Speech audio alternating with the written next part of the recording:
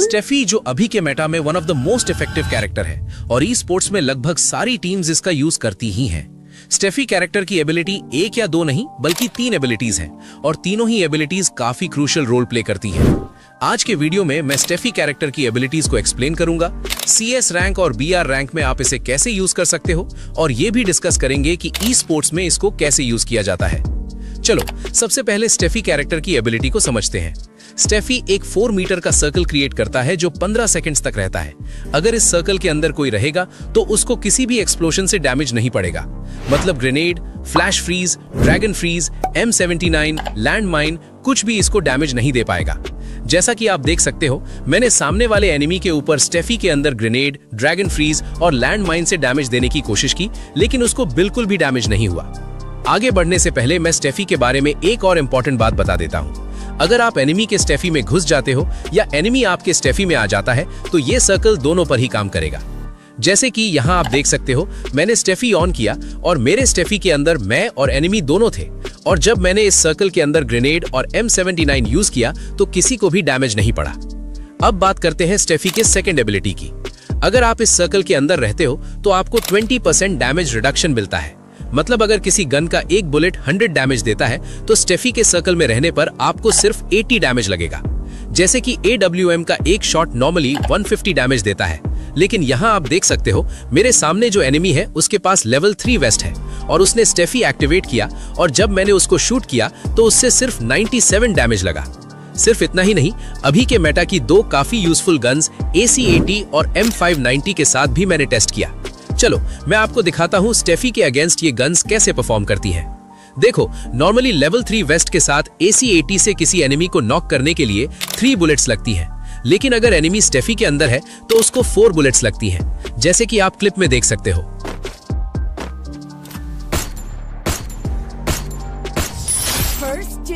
बिल्कुल वैसे ही M590 से नॉर्मली 2 शॉट्स में नॉक हो जाता है, लेकिन स्टेफी के अंदर रहने पर 3 शॉट्स लगते हैं।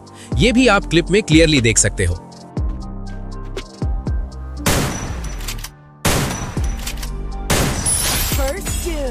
सिर्फ यही नहीं, एक रियल इन गेम सिचुएशन भी देख लो। यहाँ मेरा HP सिर्फ 132 था और एनिमी मेरे ऊपर मैग 7 लेके रश करता है, लेकिन मैंने तुरंत स्टेफी एक्टिवेट किया और उसी टाइम मैग 7 से उसको फिनिश कर दिया। यहाँ स्टेफी ने मुझे 20% डैमेज रिडक्शन दिया, जिसके वजह से एनिमी मुझे ज्यादा डैमेज नहीं दे पाया। अब आते हैं स्टेफी के तीसरे एबिलिटी पर। देखो, स्टेफी का थर्ड एबिलिटी भी काफी यूजफुल है। अगर आप स्टेफी के सर्कल के अंदर रहते हो तो आपका आर्मर हर सेकंड 10% रिस्टोर होता है। मतलब अगर आपका वेस्ट टूट गया है तो वो ऑटोमेटिकली रिपेयर हो जाएगा। जैसे कि यहाँ आप देख सकते हो, मेरा वेस्ट ब्रोकन था और जैसे ही मैंने स्टेफी यूज किया कुछ ही सेकंड्स में वो रिस्टोर हो गया। सिंपल वर्ड्स में बोले तो स्टेफी का ये एबिलिटी एक रिपेयर किट की तरह काम करता है। तो ये था स्टेफी कैरेक्टर का कंप्लीट एबिलिटी ब्रेकडाउन। अब आपके दिमाग में एक सवाल आ सकता है, क्या स्टेफी बोल्ट मेकर और ग्लू मेल्टर के अगेंस्ट काम करता है? चलो ये भी टेस्ट करके देख लेते हैं। यहाँ आप देख सकते हो, मैंने ग्लू मेल्टर यूज किया, स्टेफी एक्टिवेट किया और उसके बाद सर्कल के अंदर ग्लू वॉल लगाई, लेकिन ग्लू वॉल फिर भी मेल्ट हो रही है। मतलब ग्लू मेल्टर के अगेंस्ट स्टेफी काम नहीं करता। अब बोल्ट मेकर ट्राई करते हैं। देखो, यहाँ मैंने बोल्ट मेकर एक्टिवेट किया और स्टेफी भी ऑन किया, फिर भी मुझे बोल्ट मेकर का डैमेज लग रहा है। मतलब क्लियर है, बोल्ट मेकर के अगेंस्ट भी स्टेफी काम नहीं करेगा। चलो अब बात करते हैं कि स्टेफी ई स्पोर्ट्स में कैसे यूज होती है। देखो यार, स्टेफी कैरेक्टर ई स्पोर्ट्स में एक बहुत ही क्रूशियल कैरेक्टर है, क्योंकि ई स्पोर्ट्स में एक्सप्लोजन वेपन्स जैसे M79 और ग्रेनेड्स का यूज बहुत ज्यादा होता है और अभी के टाइम पे M79 आर्सेनल हाउस से काफी इजीली मिल जाता है। प्लेयर्स एल्वरो और बीस्टन की मदद से इन एक्सप्लोजन यूटिलिटीज का परफेक्ट यूज करते हैं और उसके साथ साथ अभी स्नाइपर मेटा भी काफी स्ट्रॉन्ग चल रहा है। तो सिंपल सी बात है, एक्सप्लोजन वेपन से बचने के लिए स्टेफी का यूज बनता ही है। और स्टेफी सिर्फ एक्सप्लोजन से ही नहीं बचाती, वो 20% डैमेज रिडक्शन देती है और साथ ही वेस्ट और हेलमेट को भी रिपेयर करती है। मतलब एकदम सॉलिड डिफेंसिव सपोर्ट। स्टेफी का यूज सबसे ज्यादा होता है हाई प्रेशर मैचेस में, जैसे ग्रैंड फाइनल्स या इंटरनेशनल लॉबीज में, क्योंकि वहां पे टीम्स किल पॉइंट से ज्यादा प्लेसमेंट पॉइंट्स पे फोकस करती हैं और प्लेसमेंट पॉइंट्स लेने के लिए आपको लास्ट जोन तक सर्वाइव करना पड़ता है और उस सिचुएशन में स्टेफी बहुत काम आती है, क्योंकि लास्ट सर्कल में एक्सप्लोजन वेपन्स का इतना प्रेशर होता है ना, आप सोच भी नहीं सकते। अगर आपने 2025 का FFWS ग्रैंड फिनाले देखा होगा तो क्लियरली देख सकते हो कि ऑलमोस्ट हर टीम स्टेफी यूज कर रही थी। और मैंने पहले ही बोला था, वर्ल्ड स्टेज पे प्लेयर्स प्लेसमेंट पे ज्यादा फोकस करते हैं और यूटिलिटीज का यूज भी बहुत हैवी होता है। जैसे एक मैच में आप देख सकते हो, लास्ट सर्कल में टोटल 9 टीम सर्वाइव कर रही हैं और सब तरफ यूटिलिटीज का स्पैम चल रहा है और यहाँ पे ऑलमोस्ट सभी टीम स्टेफी यूज कर रही थी। तो अब आप समझ ही सकते हो ई स्पोर्ट्स में स्टेफी की इंपॉर्टेंस कितनी ज्यादा है। चलो एक और क्लिप का एग्जांपल देता हूं, ब्राजील सर्वर का। यहां आप देख सकते हो, लाउड की टीम लॉन्च पैड लेके एक स्पॉट पे आती है और उनके ऊपर बाकी टीम्स यूटिलिटीज से प्रेशर क्रिएट करना स्टार्ट कर देती हैं। तभी उन्होंने स्टेफी यूज की और देखो ग्रेनेड्स आ रहे हैं लेकिन उनको डैमेज नहीं लग रहा।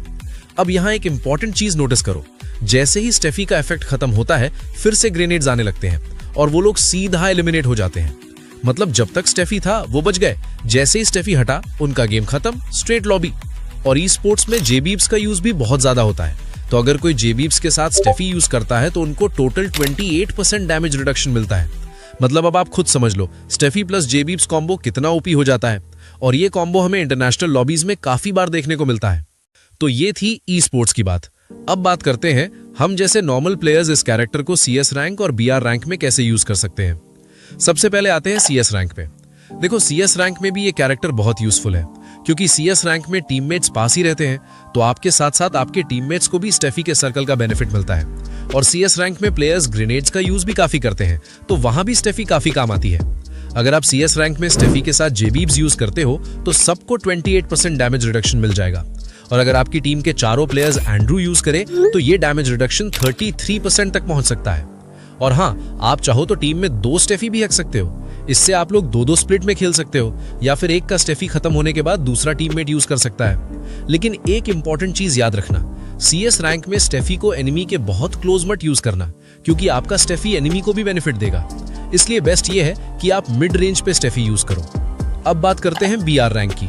देखो BR रैंक में सिचुएशन थोड़ी अलग होती है। एक टीममेट पीक पे होता है, दूसरा क्लॉक टावर पे, मतलब हर कोई अपनी ही गेम खेल रहा होता है। टीम कोऑर्डिनेशन उतना स्ट्रांग नहीं होता और ऊपर से एनिमीज भी उतना एक्सप्लोजन वेपन्स का यूज नहीं करते। तो ऑनेस्टली BR रैंक में स्टेफी उतनी इफेक्टिव नहीं रहेगी। हाँ, अगर आप चाहो तो ट्राई करके देख सकते हो। अगर आपको अच्छा लगे तो परमानेंटली यूज कर सकते हो। ये कंप्लीटली आप पे डिपेंड करता है। सो एक ओवरऑल कंक्लूजन की बात करें तो स्टेफी ई स्पोर्ट्स में एक स्ट्रॉन्ग चॉइस है और CS रैंक में भी बहुत ज्यादा यूजफुल कैरेक्टर है। सो आप स्टेफी को ई स्पोर्ट्स और CS रैंक में बिना डाउट के यूज कर सकते हो। लेकिन आपको एक चीज बता देता हूँ, ई स्पोर्ट्स में स्टेफी कैरेक्टर को अपना स्ट्रैटेजी के हिसाब से यूज करो। अगर आपका स्ट्रैटेजी अलग है तो आप बिना स्टेफी के भी खेल सकते हो, वो पूरा आपकी टीम के ऊपर डिपेंड करता है। अगर BR रैंक की बात करें तो आप स्टेफी के साथ जेबीब्स, एंड्रू और फ्लोर का एक स्ट्रॉन्ग कॉम्बिनेशन बना के स्टेफी को यूज कर सकते हो। सो फ्रेंड्स, आज के लिए इतना ही काफी है। वीडियो को लाइक करके थोड़ा हाइप जरूर करना और चैनल को सब्सक्राइब करके इस वीडियो को अपने टीममेट्स के साथ भी शेयर कर देना। मिलते हैं नेक्स्ट वीडियो में, तब तक स्क्रीन पे जो वीडियो दिख रहा है उसे देखते रहो।